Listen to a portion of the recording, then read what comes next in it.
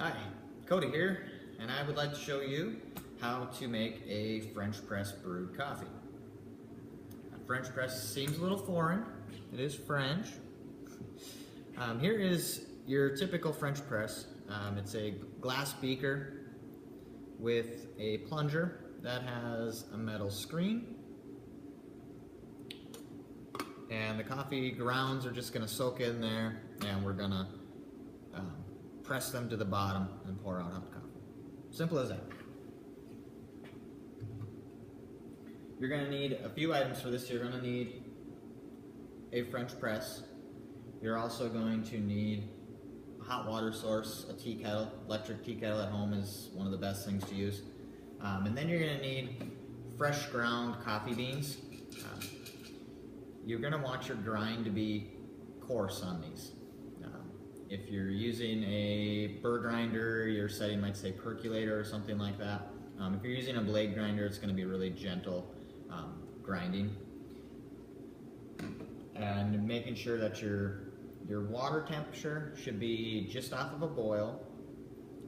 So if your electric tea kettle is set at that, or if you're boiling in a traditional tea kettle, just take it off the heat for a little bit until it stops rolling. Your grind ratio is going to be 2 tablespoons of ground coffee per 6 ounces of water, which sounds very strong, and it might be too strong for some people. After you're done brewing, you can always dilute that down and make it to your own personal taste. This will just make sure we extract all the flavors out of the coffee. So we have preheated our French press. You want to do that just to get the glass or the metal up to temp from sitting in your cupboard. It's a little cool and it'll draw some of the heat off. So we're making sure we're keeping that extraction level up. You're going to just put your coffee in the bottom, then water on top of it. I like to give it a little swirl while I do it. The other thing you might like to do to make sure the grounds are completely soaked in water is to take and give it a stir when we're all done here. So I like to use my bar spoon. At home, a butter knife works exceptionally great for this. So just a little mix up to get those all soaked up, and then we just set the plunger right on top, and we're going to set our timer for 4 minutes.